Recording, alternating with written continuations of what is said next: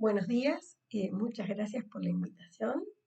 Voy a separar la presentación en dos clases. En la primera clase voy a hablar de generalidades, industria cosmética y farmacéutica y todo lo que es disruptores endocrinos y procesos oncológicos.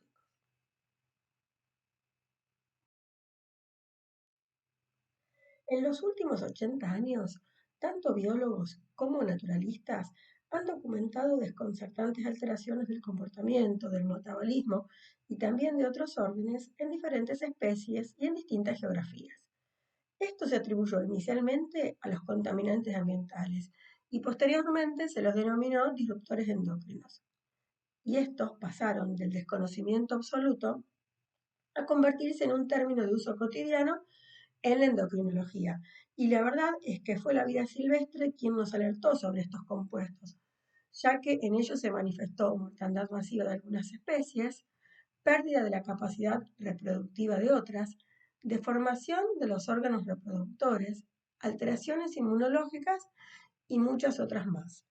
Por otro lado, cerca del 80% de las enfermedades estudiadas por la Organización Mundial de la Salud son atribuibles a los factores ambientales y o disruptores endocrinos. Y este porcentaje aumenta en los países más industrializados, en los cuales se ha evidenciado un aumento, especialmente en enfermedades del sistema reproductor, procesos oncológicos, enfermedades neurológicas y metabólicas. En humanos, especialmente, se reportó fertilidad reducida, anomalías del tracto reproductivo tanto masculino como femenino, pubertad precoz, problemas neuroconductuales, función inmune alterada y diversos procesos oncológicos. Y además se calcula que en todo el mundo el 24% la carga de morbilidad, que son los años de vida sana perdidos, también son atribuibles a los factores ambientales.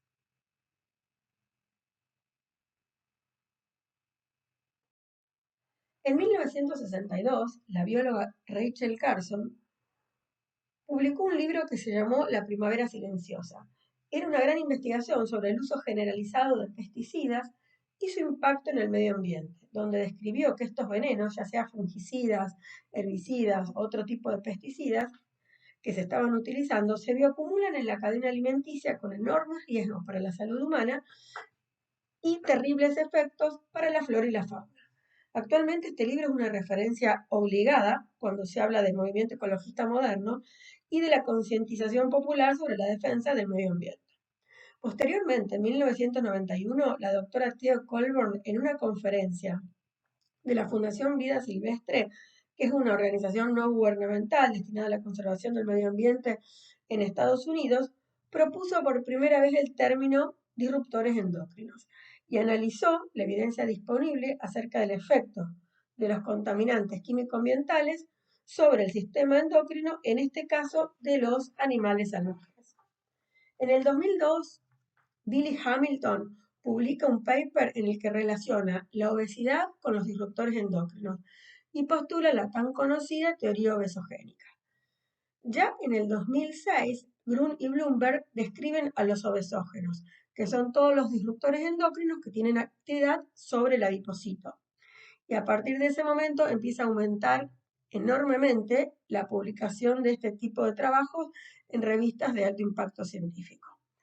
En el 2009, la Endocrine Society presenta una revisión sobre los disruptores endocrinos en la que revisa más de 500 trabajos originales.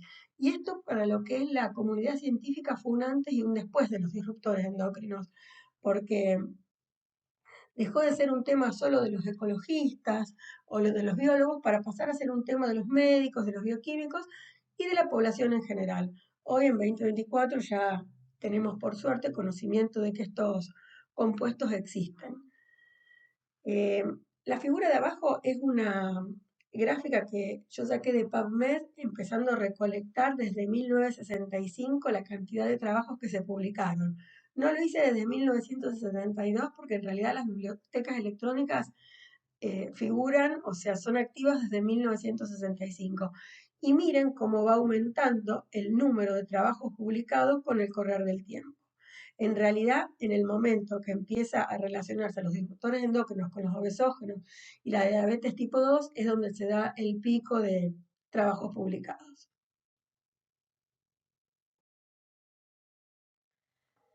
En el 2009, como les dije recién, la Endocrine Society define a los disruptores endocrinos como un conjunto de compuestos químicos diversos y heterogéneos, contaminantes del medio ambiente que una vez incorporados al organismo afectan la producción, el transporte, el metabolismo, la acción y la eliminación de nuestras hormonas naturales responsables del mantenimiento de la homeostasis y de la regulación de los procesos de desarrollo, y de este modo generan un verdadero desorden patológico.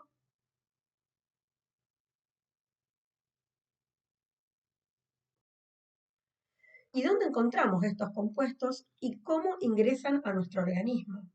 Bueno, la exposición a los seres vivos de los disruptores endocrinos es ubicua, ya que se encuentran disgregados por todo el mundo como consecuencia del empleo generalizado. Estos compuestos pueden ingresar a los seres vivos por ingestión, por inhalación o por vía dérmica. Lo hacen por ingestión, agua, aire y alimentos contaminados, dentro de los alimentos podemos hablar de aromatizantes, saborizantes, colorantes, conservantes. También se encuentran en plaguicidas, productos de uso industrial, residuos de productos farmacéuticos que también pueden ingresar desde los recipientes hacia los alimentos, especialmente cuando estos se calientan. Aerosoles y productos volátiles y también sustancias liposolubles como los plaguicidas. Por otro lado, productos de maquillaje de aseo, cremas solares y medicamentos. Pero también hay que hablar de poblaciones que están especialmente expuestas a este tipo de compuestos y es por su lugar de trabajo.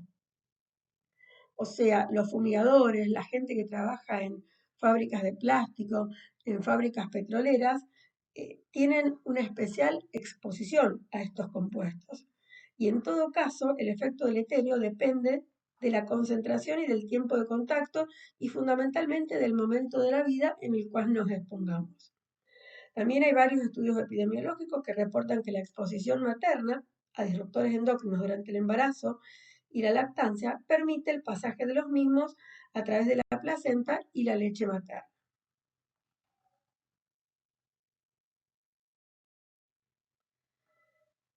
Los disruptores endocrinos son hidrocarburos aromáticos muy diversos que fueron sintetizados por la industria en beneficio de ellas, por lo tanto contienen largas vidas medias. Esto es muy perjudicial, por supuesto, para el medio ambiente y la vida silvestre.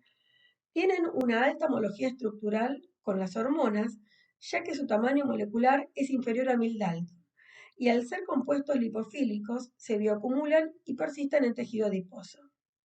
Estos compuestos, en una clasificación muy amplia, se clasifican en disruptores endocrinos no persistentes, que pueden actuar durante cortos periodos de tiempo y en momentos críticos del desarrollo, desapareciendo posteriormente del organismo con facilidad por eliminación de heces y orina, y disruptores endocrinos persistentes, que son los que se bioacumulan en el organismo, principalmente en tejido adiposo, y pueden actuar a pesar de que la exposición no haya tenido lugar en el momento crítico.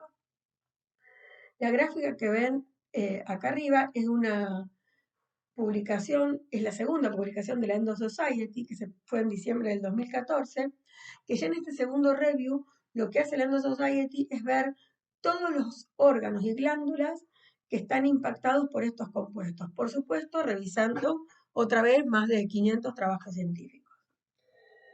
Por otro lado, de acuerdo a la EPA, que es la Agencia de Protección Ambiental de los Estados Unidos, se han detectado más de 1 millar de químicos con capacidad disruptora. Y por supuesto, 87.000 de ellos con capacidad confirmada de disruptores endocrinos. Se estima que de esos 87.000, 75.500 pertenecen a la industria química, 900 a la industria de los pesticidas, 2.500 a otros contaminantes ambientales y 8.000 a cosméticos, aditivos y suplementos. Actualmente lo que hace esta sociedad y otras fundaciones es protegernos e informarnos en realidad de estos compuestos. Por ejemplo, el Inventario Europeo de Sustancias Químicas coincide con que son alrededor de 80.000 compuestos los que tienen actividad de disruptor endocrino y lo que hace este consenso europeo también es ir evaluando el incremento de las patologías de base metabólica y hormonal, como por ejemplo la obesidad y la diabetes, e ir informando a la población en general.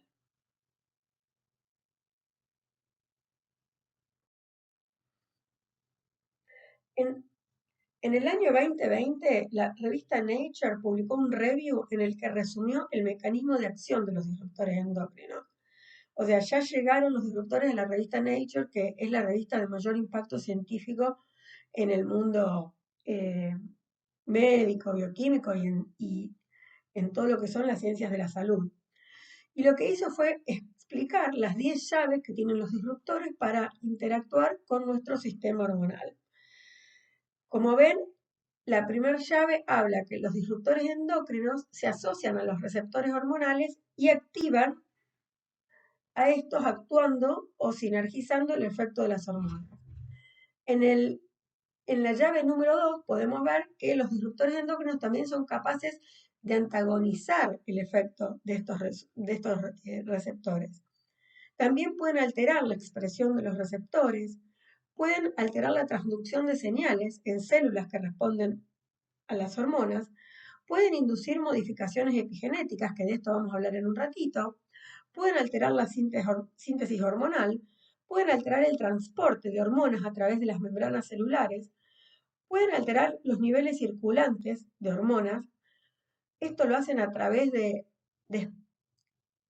eh, despegar a las hormonas de su proteína de transporte, pueden alterar el metabolismo o el clearance de las mismas y pueden alterar el destino de las células productoras de hormonas o que responden a hormonas.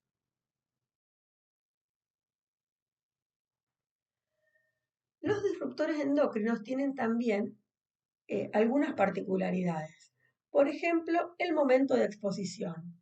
No es igual la exposición de un adulto a los disruptores endocrinos o de un neonato o de un bebé en desarrollo o de un infante en los primeros días de vida o en la primera infancia, ya que los efectos deleterios que pueden presentar son muy diferentes. Por ejemplo, el embrión y el neonato son extremadamente sensibles a las concentraciones de estos compuestos circulando, ya que tienen sus órganos en etapa de reproducción y de formación. Entonces, estos compuestos que son altamente teratogénicos pueden manifestar efectos deleterios que van a tener consecuencias a lo largo de la vida.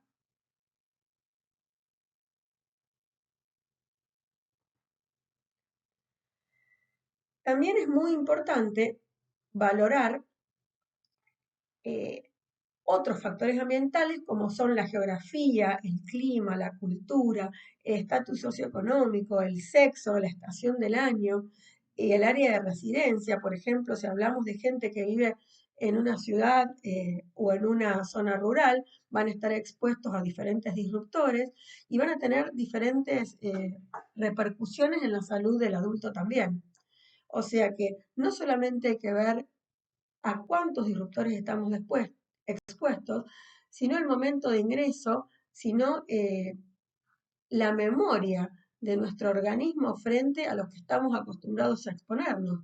Por ejemplo, si nosotros nos enfrentamos a un disruptor endocrino con alta actividad estrogénica en un momento de nuestra vida en que no necesitamos un exceso de estrógeno, y bueno, lo más probable es que tengamos una consecuencia como puede ser, y está reportado en varios trabajos que después les voy a mostrar, una pubertad precoz en caso, por ejemplo, de que sea un niño.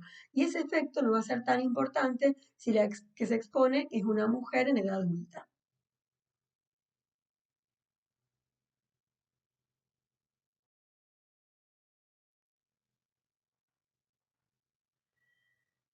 Otras consideraciones que tenemos que tener con respecto a los disruptores son las mezclas y los sinergismos.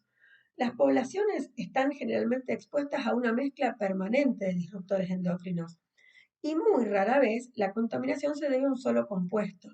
Es importante mencionar que existe también la posibilidad de que estos se metabolicen en hígado y se biotransformen en metabolitos más activos o con mayor actividad disruptiva.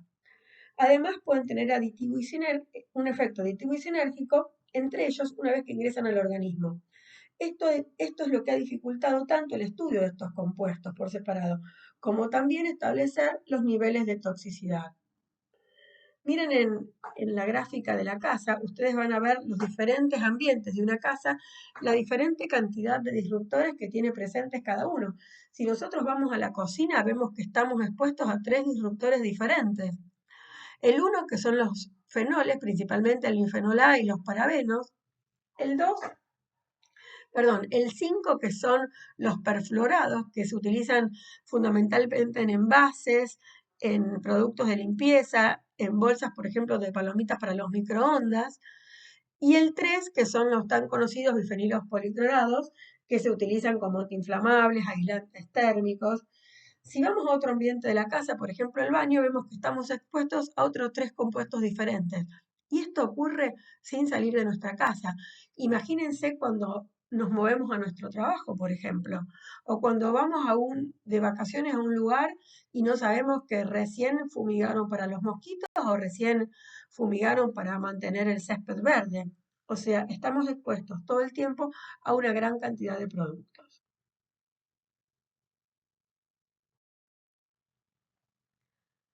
El origen fetal de la enfermedad adulta. Esto habla de la latencia que tienen los disruptores endocrinos, o sea, el periodo de latencia. En el campo de la disrupción endocrina se ha adoptado el término la base fetal de la enfermedad adulta. En inglés se llama DOHA y hace referencia a la interacción del entorno con los genes del individuo para determinar la propensión de ese individuo a desarrollar una enfermedad o disfunción más adelante. En la actualidad, este concepto se extiende más allá del periodo fetal al desarrollo fetal temprano. Es el famoso llamado el periodo de los 1000 días. Y se extendió porque en realidad hay unos órganos, como ustedes pueden ver en esta gráfica, que continúan desarrollándose postnatalmente. ¿Qué pasa con esto? Cada tejido tiene un periodo crítico durante el desarrollo, como ven, algunos en el periodo prenatal temprano, otros en el prenatal tardío, en el cual son más vulnerables a la exposición a los disruptores. Algunos tejidos continúan desarrollándose, como les dije, luego del nacimiento, y son los que brindan una exposición más amplia al, al contaminante. Todo esto, toda esta exposición que nosotros tenemos en estos momentos, pues puede originar una enfermedad cuando somos adultos. Por eso se llama el origen fetal de la enfermedad adulta.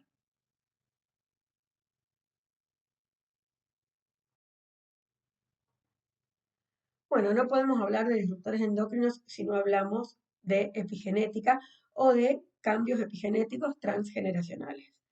La epigenética estudia los cambios estables y heredables en la expresión génica, que justamente no son producidos por cambios en las secuencias de bases del DNA.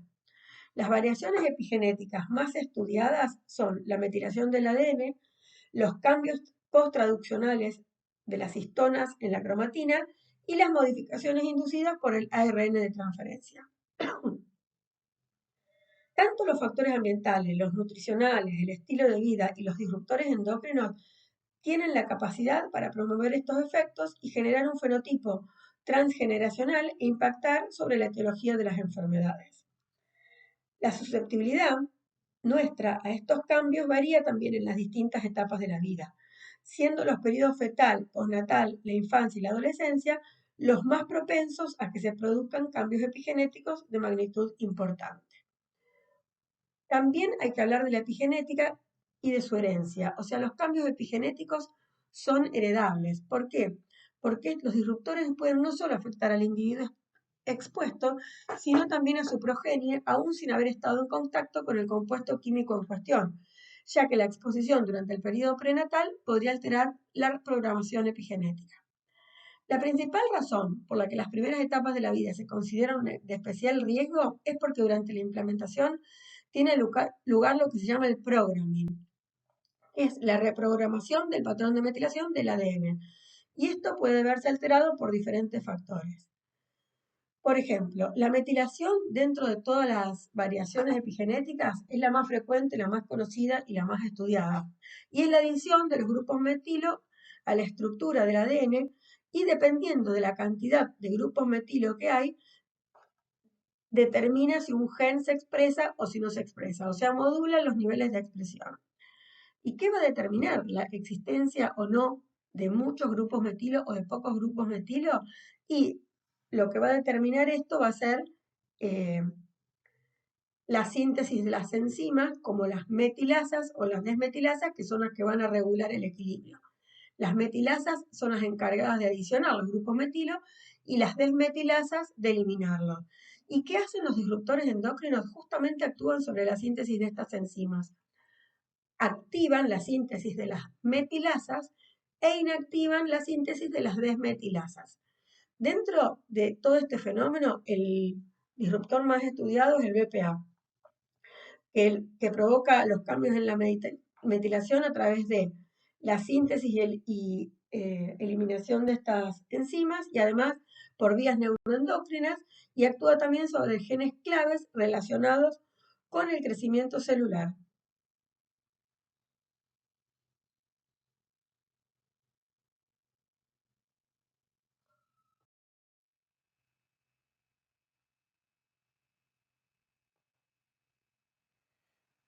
Otra de las características que presentan estos compuestos son efectos tóxicos diferentes a los tóxicos ambientales que nosotros conocemos. O sea, se ha postulado que los efectos tóxicos de los disruptores endocrinos no son directamente proporcionales a la dosis de exposición. O sea, no crean una curva de respuesta monotónica, tal como ocurre con muchos tóxicos ambientales, sino que crean diferentes formas de curva dosis-respuestas, tales como sigmoides, formas de U o de U invertida, en la que en muchos casos se obtiene un determinado efecto incluso a concentraciones bajas del disruptor, especialmente si estas exposiciones tienen lugar en periodos críticos del desarrollo, como puede ser la vida fetal o las primeras etapas de la infancia. O sea que podemos decir que los disruptores endocrinos generan curvas dosis-respuestas no monotónicas, lo que dificulta su predicción a bajas dosis una vez que conocemos la respuesta a valores altos empleados en ensayos toxicológicos. O sea, ¿qué pasa con los disruptores endocrinos? No cumplen el principio de Paracelsus, que fue quien dijo que la dosis hace el veneno. El disruptor endocrino escapa a esta teoría generando este tipo de curvas no monotónicas.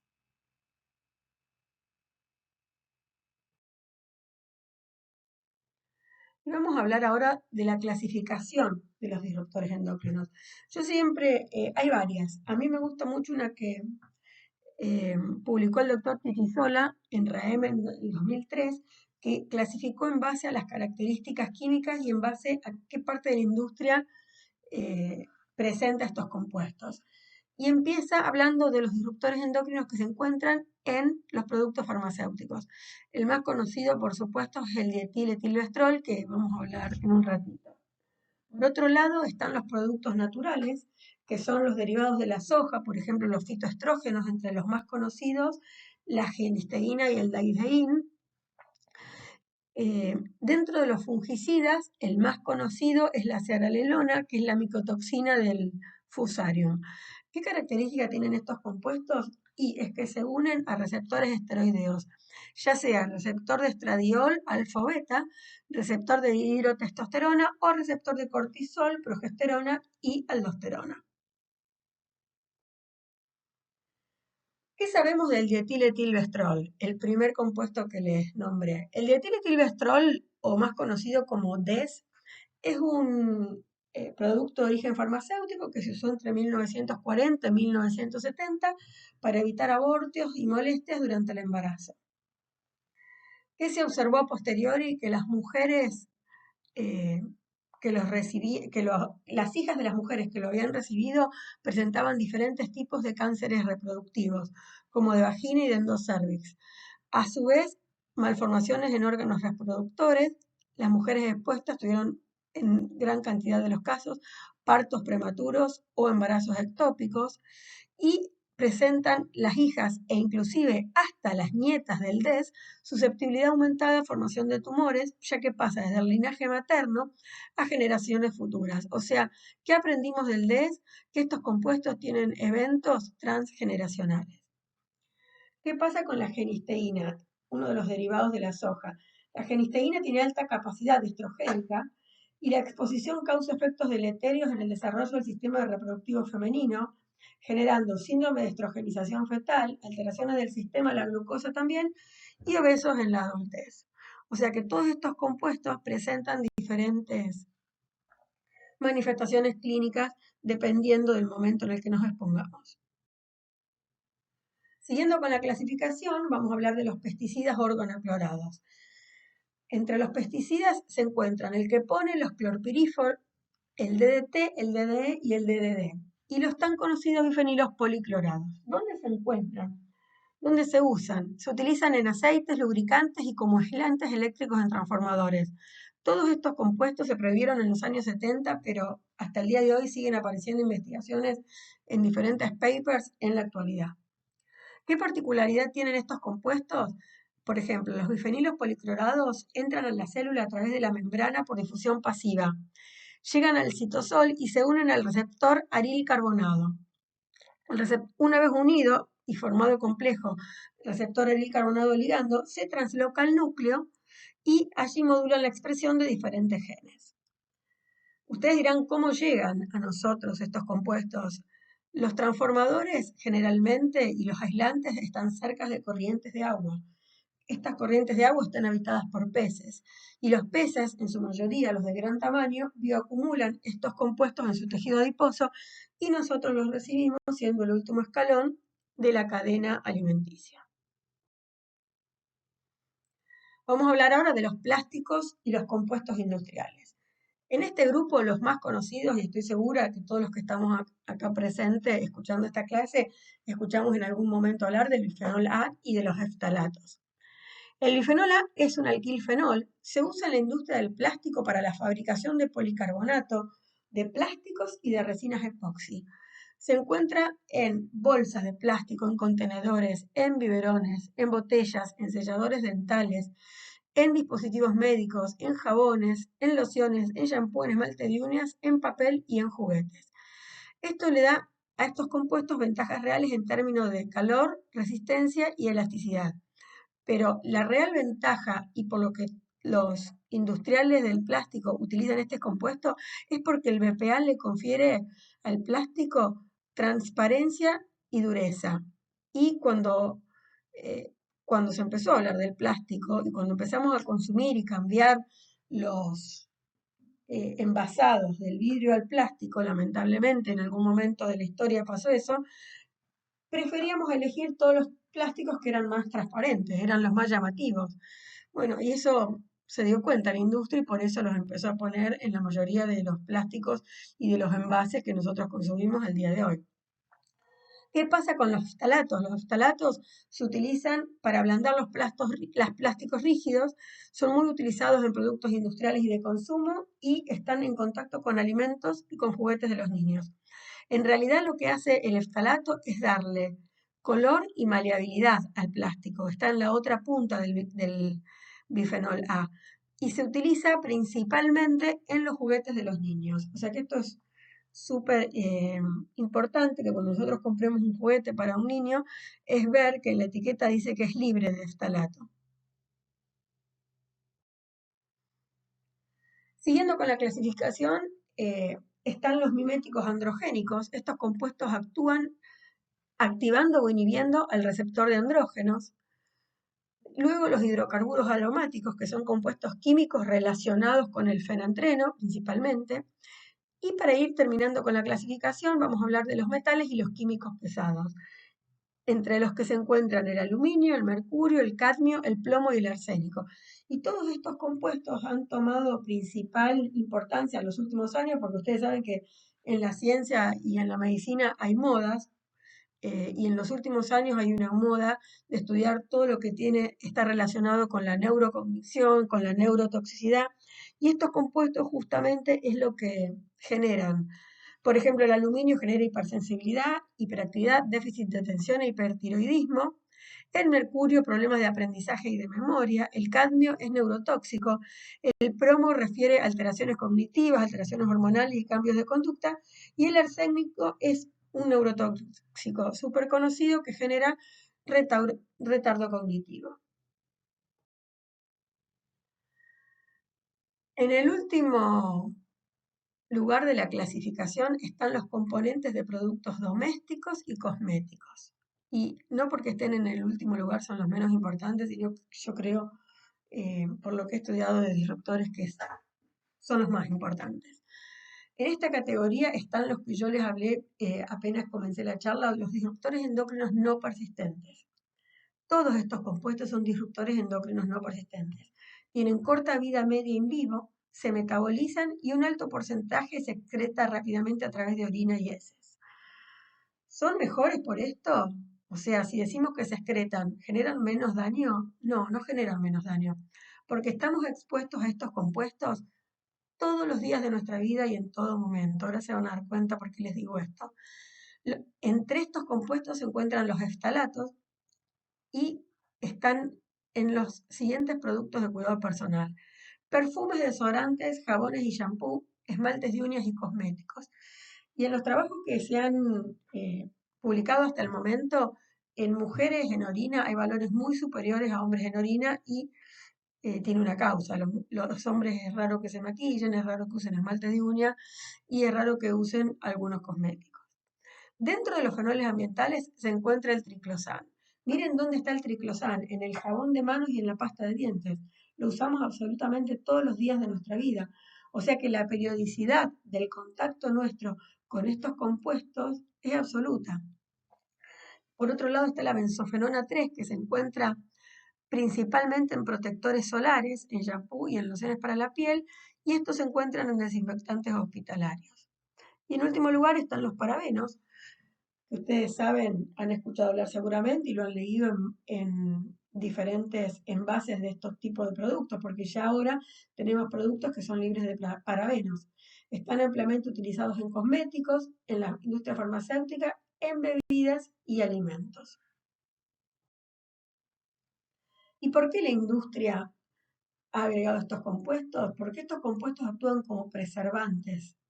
Son sustancias químicas que se adicionan a los productos cosméticos para evitar el riesgo de la contaminación microbiana.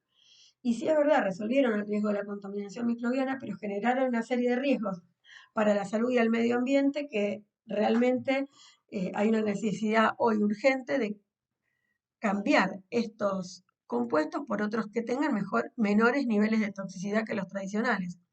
En la gráfica 1 ven una placa de Petri con una crema con parabenos y sin parabenos, que es lo que ocurre el día 11. La placa que no contiene parabenos está completa de microorganismos. Entonces necesitamos poner un antimicrobiano. Pero hay otros microbianos que no son los parabenos y estos que les nombré, pero ¿qué pasa? Son muchísimo más caros que los parabenos. ¿Qué pasa con los parabenos? Dependiendo de dónde ingresen a nuestro organismo. Yo les conté que se eliminan en heces y orina. Por ejemplo, ¿cuáles son los que se eliminan? Los que ingresan a nuestro organismo desde los envases de los alimentos, porque el tracto digestivo, ¿qué hace? Los metaboliza, los digiere y se excretan en piezas, en orina y heces. Pero si los parabenos vienen de la industria cosmética, la piel no tiene estas enzimas. Entonces, ¿qué ocurre? Estos parabenos son los que se bioacumulan en el organismo. Entonces, ¿qué pasa? Es verdad que gran proporción de estos compuestos se elimina, pero también hay una proporción que se bioacumula en tejido adiposo. Y la última foto la puse porque lo que tenemos que empezar a hacer es empezar a leer las etiquetas y miren en el tamaño que está escrito acá el ingrediente. Tenemos que estar con una lupa para leer que tiene un etilparabeno y metilparabenos. Y en este caso, esta etiqueta es bastante buena porque los nombra. Hay otras etiquetas que dicen EP o MP o DBP y la verdad es que nosotros no sabemos a qué se refiere con esas letras. Si no sabemos nosotros que estudiamos, que nos interesa, que estamos atentos, imagínense lo que pasa con la población general. Bueno, es imposible hablar de estos compuestos y no hacer un impasse para hablar de los receptores de las hormonas esteroideas. Como vimos hasta ahora, los disruptores endocrinos no persistentes tienen efectos estrógeno-miméticos y antiandrogénicos. Y los receptores a los que se unen pertenecen a la familia de los receptores de las hormonas esteroideas. Miren en la figura como el disruptor endocrino y la hormona liposoluble van a pelear en cierto caso por la unión al receptor. Se unió en este caso el disruptor endocrino. Atraviesan la membrana celular y una vez que la hormona o el disruptor atraviesan, se unen, se forma el complejo hormona-receptor, se trasloca el núcleo, lo que ocurre es la translocación o modulación de la expresión de genes específicos. Y en la gráfica al lado pueden ver cuáles son los que exclusivamente se unen al receptor de estrógenos o de estradiol, que tenemos el DES, el TCDD, el bifenol A, el DDT, el eftalato, los bifenilos policromados o polibromados, y al receptor de andrógenos o de testo se unen específicamente el vinclosolín y los clorpirifos. Pero miren que hay varios que se unen a ambos receptores. Más complejo el estudio del mecanismo a donde se unen. Entonces vemos que los disruptores endocrinos pueden mimetizar, bloquear o inhibir los efectos estrogénicos dependiendo del órgano diana, de las circunstancias, de la exposición e incluso de los niveles de estrógenos presentes.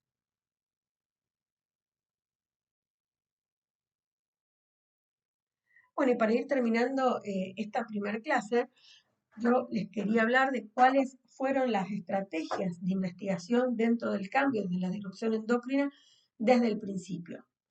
Los primeros estudios que nosotros comenzamos a ver eran estudios llevados a cabo en modelos celulares, o sea, en líneas celulares o en animales. En estos estudios, ¿qué pasaba? Se adicionaba directamente el disruptor a investigar y se evaluaba la respuesta. O sea que nosotros podíamos inferir que ese efecto era a expensas de la concentración de disruptor endocrino o de tóxico que nosotros colocamos. En segunda instancia aparecieron los estudios que empezaron a investigar los mecanismos de apoyo de estas patologías, como por ejemplo los cambios epigenéticos o las alteraciones de la expresión génica producidas por la exposición a disruptores endocrinos. En tercer lugar, comenzaron a aparecer los estudios en humanos. Los primeros estudios en humanos, por supuesto, fueron de índole epidemiológico. Eran análisis retrospectivos que se hacían en poblaciones que estaban expuestas y se sacaban conclusiones. ¿Y por qué pasaba esto? Esto ocurría porque en realidad nosotros no podemos agarrar a una persona, inocularla, decirle te ponemos todo esto, este disruptor y vemos qué pasa. Entonces, estos fueron los estudios que principalmente aparecieron sobre humanos.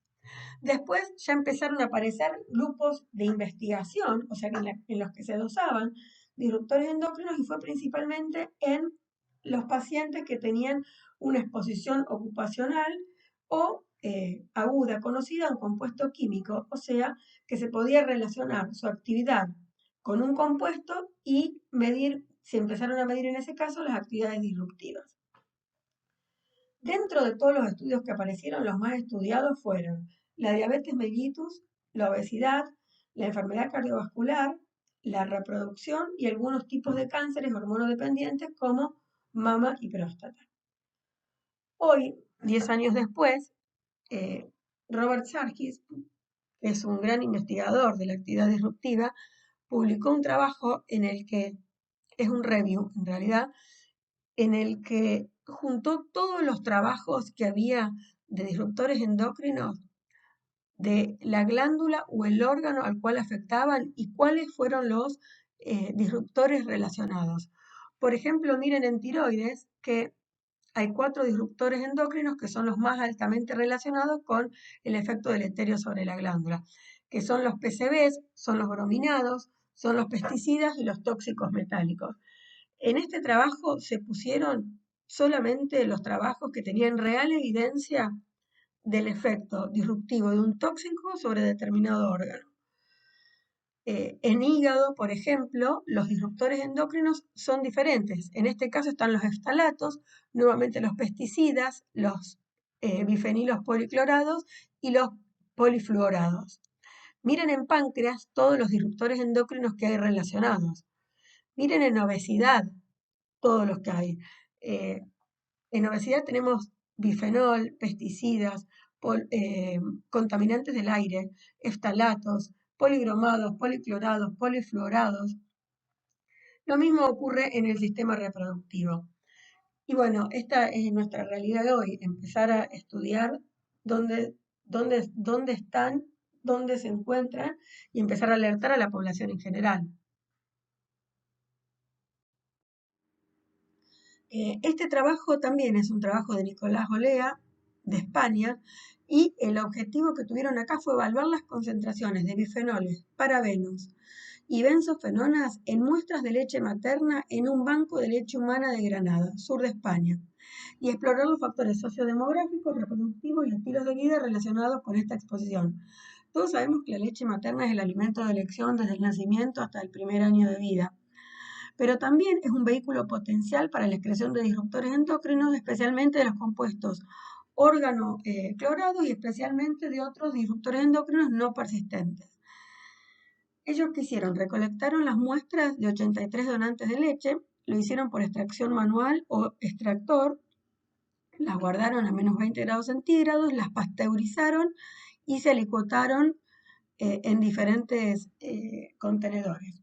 Todos los contenedores, por supuesto, fueron testeados previamente para asegurarse de que no tuvieran compuestos interferentes. O sea, no guardaron las muestras de leche en un recipiente de plástico. Por supuesto, se hizo en un recipiente de vidrio.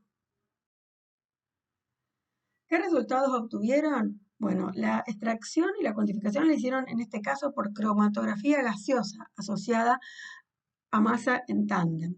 Y vieron que al menos encontraron 3 o 4 disruptores endocrinos no persistentes en casi el 30% de las muestras, 2 disruptores en el 25% de las muestras y 5 en alrededor del 20% de las muestras. ¿Qué concluyeron con esto? Que hay una necesidad urgente de monitorear las concentraciones de estos químicos ambientales en los bancos de leche y de implementar medidas preventivas para reducir la exposición a todas las madres que amamantan. Y además de los beneficios incuestionables de la leche materna, estas medidas preventivas concientizarían a las donantes del beneficio adicional de reducir el uso de estos productos para mejorar la calidad de su leche materna. Este es otro trabajo que marcó tendencia. Fue uno de los primeros que se realizó en leche materna. Está también excelentemente bien diseñado y en realidad sorprendieron los resultados, porque cuando uno amamanta es como en el embarazo, también se cuida de todo lo que ingiere y de todo lo que se pone. Esto demuestra que hay una falta total de conocimiento aún en la población general de la existencia de estos compuestos y de los efectos deleterios que pueden tener por sobre todo. Este es un trabajo de una universidad de Estados Unidos. Es un grupo que lo hicieron sobre un grupo francés que eran mujeres que estaban expuestas a la polución atmosférica. Y lo que quisieron ver ellos fue evaluar la relación entre el consumo de productos de cuidado personal en mujeres embarazadas y en este caso las concentraciones urinarias de disruptores endocrinos. Ellos tomaron 40 embarazadas, es más bajo el N en este caso, antes de las 17 semanas de gestación. Tomaron muestras de orina durante 7 días en las semanas de gestación 13, 23 y 32. Fueron recolectadas en recipientes de polipropileno, rotulados con día y hora, y lo que se hizo fue cuantificar las concentraciones urinarias de diclorofenoles, benzofenona 3, bifenol A, bifenol S, que el bifenol S les voy a contar, que es uno de los compuestos que se empezó a usar hace unos 5 años en reemplazo del bifenol A, y todavía no se sabe, está en estudio, digamos, todavía no se sabe bien cuál es el efecto que tiene, si es un disruptor o si no lo es, si genera alteraciones en el sistema endocrino o no. Entonces, en este caso lo estudiaron. Es muy probable que dentro de unos años, espero que no, pero yo creo que sí, por los resultados que he visto ahora en diferentes trabajos, estemos hablando del bifenol S como estamos hablando hoy del bifenol A. También dosaron triclosan, butilparabeno, metilparabeno, etilparabeno y propilparabeno, en este caso por cromatografía líquida de alta performance asociada a masa. Ellos lo que hicieron fue relacionar el número total de aplicaciones de productos de cuidado personal y el uso específico en diferentes tiempos, antes de recolectar la orina. 6 horas antes, entre 6 y 12 horas antes o entre 12 y 24 horas antes. Tenían la fecha y la hora exacta de cada comida y el consumo de bebidas durante las semanas de seguimiento. Como verán, la encuesta que se les hizo fue exhaustiva, por eso era muy difícil agregar al estudio a más de 40 embarazadas, porque no solamente vieron el tema de las comidas, sino también el tema del agregado de productos de cuidado personal y además en diferentes periodos de tiempo antes de recolectar la orina. Al inicio del estudio también recopilaron información sobre la antropometría, peso y altura, características demográficas y situación socioeconómica, incluyendo edad, paridad de estado civil, nivel educativo y profesión. ¿Qué vieron? Que de las 178 muestras de orina, hubo fenoles en más del 74% de las muestras, excepto para la benzofenona 3, que solo se detectó en el 35%. Las concentraciones más altas se encontraron, como lo ven circulado en rojo, en los 4 parabenos: metil, etil, propil y butilparabeno, que una vez les conté en la otra clase y les vuelvo a contar ahora. Lo usa la industria como antimicrobiano y es el más económico de todos, por eso es el que se encuentra en la mayoría de los productos de cuidado personal. Y las concentraciones de bifenol A fueron las que siguieron en orden de presencia. De los 23 productos de cuidado personal, los más utilizados por esta paciente fue la pasta de diente, que fue la utilizada en las últimas 24 horas para el 98% de las muestras de orina, la crema facial seguía y el desodorante y el demaquillante. Todos estos compuestos tienen parabenos y la pasta de dientes tiene triclosan. Los aumentos en orina se observaron dentro de las 0 y 6 horas previo a la toma de la muestra para etilparabeno y butilparabeno, y entre 2 y 24 para el bifenol S luego de la exposición, lo que sugiere que las concentraciones urinarias pueden resultar de una combinación de fuentes y de rutas de exposición, o sea, algunas van a venir de la vía dérmica, otras van a venir de los alimentos. Y bueno, esto fue consistente con estudios previos realizados entre mujeres embarazadas y personas no embarazadas en Estados Unidos y Suecia. Las asociaciones entre las concentraciones de parabenos y los productos de cuidado personal se observaron en diferentes ventanas de tiempo. Las diferencias en las ventanas de tiempo se debe fundamentalmente a la ruta de exposición. Y si bien el uso de productos de cuidado personal es reducido durante el embarazo, su concentración en orina demuestra que el consumo de los mismos se sigue encontrando. Y el BPS también en este trabajo se comporta como un disruptor endocrino.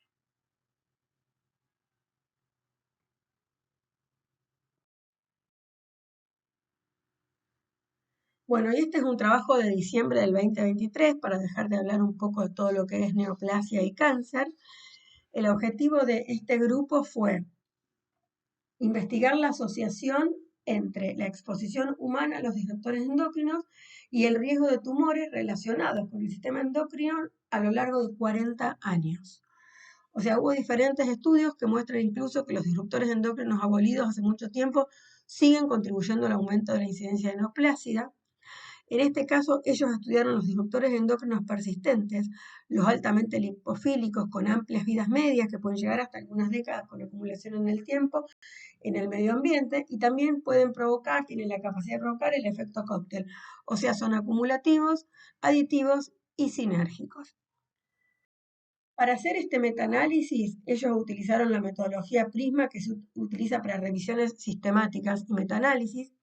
Los criterios de inclusión para los trabajos para evaluar los últimos 40 años de prevalencias de neoplasias a efecto de disruptores endocrinos fueron Estudios observacionales originales en humanos adultos expuestos entre 1980 y 2020 que tengan datos claros sobre odds ratio, hazard ratio o el RR y sobre el desarrollo de neoplasias benignas o malignas de mama, próstata, tiroides, útero, testículos u ovario. ¿Qué criterios de exclusión tuvieron? Ellos sacaron todos los trabajos que no estaban publicados en inglés, todos los trabajos que no eran originales, por ejemplo, no hubo ningún artículo de revisión incluido, no hubo incluido ningún trabajo que no sea en humanos, también excluyeron los trabajos que tenían disruptores endocrinos no especificados, por ejemplo, decían solo productos de cuidado personal. También excluyeron los disruptores endocrinos naturales o los que venían de la industria farmacéutica. Y por supuesto, todos los disruptores que fueron detectados como accidentes, como por ejemplo Chernobyl, que fue un accidente provocado por el hombre. Bueno, ¿qué encontraron? De los disruptores endocrinos más reportados en la revisión están, en primer lugar, los pesticidas. Y fíjense ustedes después, cuando tengan tiempo, qué sustancia dentro de los pesticidas, porque no son todos. Los bifenilos policlorados, en segundo lugar. Los metales pesados, en tercer lugar. Luego los derivados del petróleo. Y así para abajo después. Los estalatos, los plásticos particulados, los retardantes de llama, las dioxinas. Luego vieron qué disruptor endocrino se había encontrado más frecuentemente con efecto tumorogénico y encontraron que los eftalatos, como ven en la primera gráfica, se encuentran en el 63% de los casos. En segundo lugar, encontraron los metales pesados. En cuarto lugar, las partículas de plástico y luego los pesticidas. Y en la tabla de abajo pueden ver que en mayor proporción de trabajos encontraron relación entre los disruptores y los tumores en mama en el 49,3% de los casos, y es en el que más encontraron. Y fíjense las locaciones, porque también hicieron una diferenciación geográfica, siendo en donde más encontraron en África, Asia, América, Europa y Oceanía en diferentes porcentajes. En América el 65,9% de los casos de cáncer de mama. En segundo lugar encontraron próstata y nuevamente América el lugar en el que más se encontró. En tercer lugar encontraron tiroides, en cuarto cáncer de útero, en quinto de testículo y en sexto de ovario. En el primer gráfico de barras lo que ven es el porcentaje de informes de disruptores con mayor riesgo de neoplasia relacionado con el sistema endocrino. O sea, en primer lugar está mama y van a ver que en mama el disruptor endocrino encontrado más frecuentemente en relación con el CA fueron los metales pesados. En segundo lugar está próstata. Y miren cuál es la barra azul, que es la que fue más frecuentemente encontrada. Son los eftalatos. En tercer lugar está la tiroides y otra vez los eftalatos son los principales. En cuarto lugar está útero y también son los eftalatos y en este caso también los retardantes de llama. En quinto lugar está testículo y en testículo lo que más se encontró fueron los pesticidas. Y en ovario, que es la última gráfica, ven dioxinas, retardantes de llama y los plásticos. La verdad es que el trabajo es impecable porque primero encontraron los 6 tumores más frecuentes relacionados con los disruptores. Después hicieron una asociación de cada disruptor con cada cáncer. Y además hicieron una diferenciación con respecto a continente. ¿Qué concluyeron? Que la exposición a disruptores endocrinos fue asociada con riesgo de neoplasia entre el 43 y 67% de todos los estudios que analizaron. Que la tiroides fue el órgano endocrino con mayor frecuencia de estudios con efecto positivo, el 67%. Esto puede tener que ver con la cantidad de trabajos publicados que hay de tiroides con respecto al resto. La mama presentó más disruptores endocrinos individuales mostrando mayor riesgo de neoplasia y algo que se puede esperar también debido al elevado número de estudios que incluyen el CA de mama y a su vez con la ventana de susceptibilidad que tiene la mama a lo largo de la vida de la mujer, ya que va sufriendo cambios morfológicos y proliferativos desde el nacimiento hasta la pubertad y luego en la menopausia vuelve a sufrir cambios morfológicos. La próstata fue el segundo órgano con mayor número de estudios disponibles. Están asociados fundamentalmente con la unión de los disruptores al receptor alfa y beta estrogénico y al receptor de andrógenos.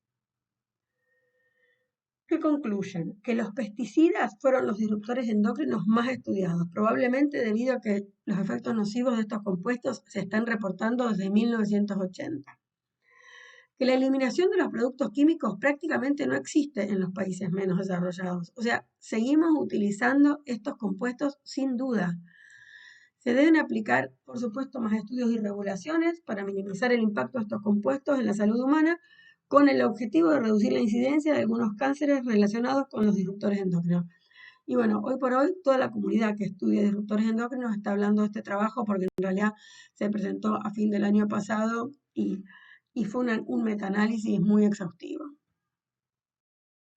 Bueno, vamos a comenzar con la industria farmacéutica de los disruptores endocrinos y la verdad es que es imposible comenzar a hablar de esta industria sin hablar del DES. Como les comenté en la clase anterior, el DES es un fármaco utilizado para prevenir abortos y se usó entre 1940 y 1970 y sus efectos fueron altamente perjudiciales ya que se evidenció cáncer de vagina, infertilidad en hijas de mujeres expuestas al DES y que sufrieron una exposición durante su desarrollo. ¿Y qué nos dejó el DES? ¿Qué aprendimos de este compuesto? Que una dosis de hormona que era bien tolerada por la madre podría producir efectos negativos en el feto. Que las sustancias químicas pueden atravesar la placenta, trastornar el desarrollo del feto y provocar graves efectos que no se manifiestan hasta muchos años después. Y a partir de la utilización de este producto se comenzó a aplicar el concepto de periodo crítico de exposición. O sea, podemos afirmar ahora, después de haber escuchado la clase anterior y parte de esta, que el DES es como un modelo experimental que a partir de él aprendimos diferentes comportamientos de los disruptores endocrinos. La principal fuente de fabricación y consumo del paracetamol es Estados Unidos y ellos tienen 10 veces más reporte de intoxicaciones y hepatotoxicidad que Europa y Asia. ¿Cómo se da la toxicidad del paracetamol? Por sobredosis aguda, por dosificación excesiva repetida, por ingestión repetida supraterapéutica y por toxicidad no intencional. Esto es por el uso simultáneo de formulaciones comerciales que contienen paracetamol y nosotros los ingerimos y no sabemos que tienen paracetamol. ¿Y cómo se da la contaminación al medio ambiente? Porque en el paracetamol hay que evaluar el efecto sobre el humano a través del consumo directo y el efecto sobre el consumo humano por la contaminación de las napas y de las aguas por su proceso de eliminación. Bueno, la contaminación se da a través de la excreción en orina y heces, por eliminación de los hogares a través de los baños y por las actividades de las plantas de tratamientos residuales. Entonces, ¿qué pasa con los metabolitos tóxicos? Pasan a la cadena alimenticia por medio acuoso. Por todo lo anterior es necesario conocer los valores de referencia de la dosis umbral, el cálculo del cociente de peligro para humanos y medio ambiente, de manera que se puede identificar el riesgo potencial en personas y seres vivos por la ingestión y o exposición a paracetamol y también de su metabolito tóxico. Por supuesto, los primeros en evidenciar el efecto tóxico del paracetamol fueron los animales de experimentación, tanto de sexo femenino como masculino. La exposición intrauterina a paracetamol inhibió la producción de testosterona fetal en experimentos fetales ex vivo en testículos de ratas. En hembras expuestas al paracetamol se mostró una proliferación anormal de las células germinales primordiales, lo que resultó en una reducción de la reserva de los folículos ováricos, y esto no es un dato menor, y la exposición prenatal al paracetamol está asociada con mayor aparición de criptorquidia y distancia anogenital más corta en crías de varones, así como también desarrollo puberal más temprano en crías femeninas. Esto es todo lo que se vio hasta el momento en animales de experimentación. Pero los estudios epidemiológicos no llegaron a aparecer, no tardaron en aparecer, por supuesto, en humanos, y han sugerido un posible vínculo entre la exposición en las primeras etapas de la vida al paracetamol y un índice de masa corporal más alto en la infancia.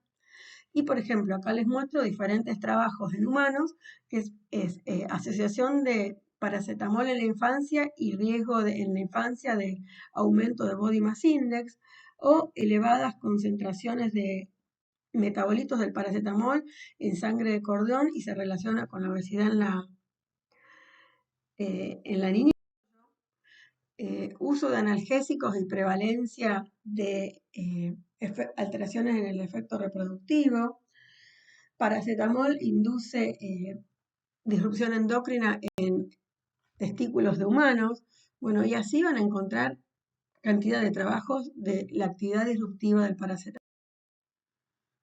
Este otro trabajo también es de Dinamarca y lo que vieron ellos fue la exposición del paracetamol durante el embarazo y el desarrollo de la pubertad en niñas y niños. Es el primer estudio que plantea la hipótesis de que la exposición intrauterina al paracetamol altera el momento del desarrollo puberal masculino y femenino. Estudiaron un total de 56.641 niños nacidos entre el 2000 y el 2003 que fueron elegidos para participar en la corte. A los 11.5 años de edad, los niños participantes fueron invitados a proporcionar información sobre su etapa actual de pubertad cada 6 meses hasta alcanzar la plena maduración o cumplir los 18 años de edad, lo que ocurra primero. Entre los 15.822 participantes, el 54% estuvo expuesto al paracetamol al menos una vez en la gestación. Y las estimaciones crudas sugirieron una tendencia hacia una edad más temprana en el momento de la pubertad en los niños expuestos.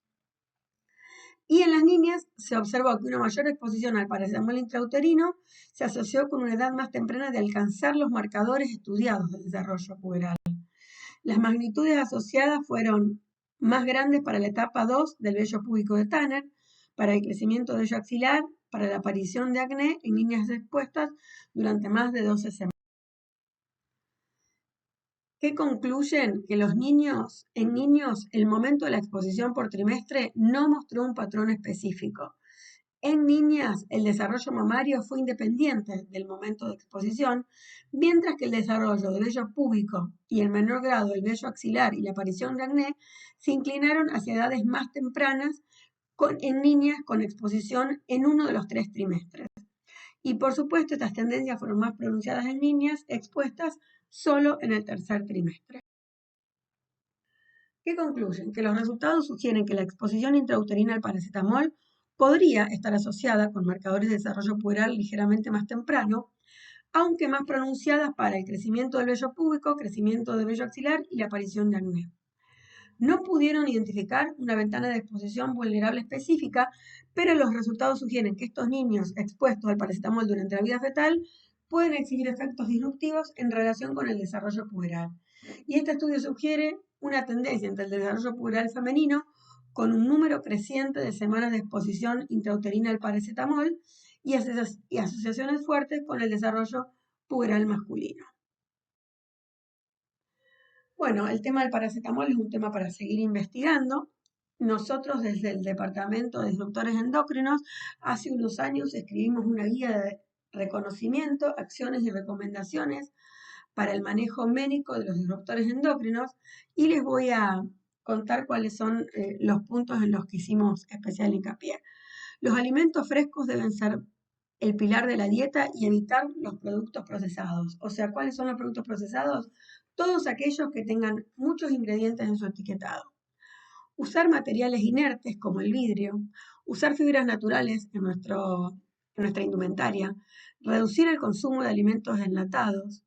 Entre los alimentos más contaminados, lamentablemente, podrían estar las frutas y verduras por los fungicidas y pesticidas. Entonces se recomienda priorizar el consumo, pero lavarlos exhaustivamente y de ser probable, comprar productos ecológicos o pelarlos. Leer bien las etiquetas de los cosméticos y de los productos de limpieza. No calentar alimentos en recipientes fabricados con bifenol A. Limitar el consumo de pescado azul de gran tamaño, porque estos son los de las profundidades de agua y son los que tienen mayor cantidad de tejido adiposo, por ende mayor concentración de disruptores endocrinos. Lavar las manos con frecuencia, ya que en la vida diaria nos exponemos a una multitud de disruptores endocrinos. Evitar el uso de insecticidas y aerosoles en la casa y alrededores. Utilizar productos de higiene libres de parabenos. Y procurar evitar adherentes en los utensilios de cocina, como por ejemplo el teflón que se puede liberar de los sartenes y terminamos ingiriendo.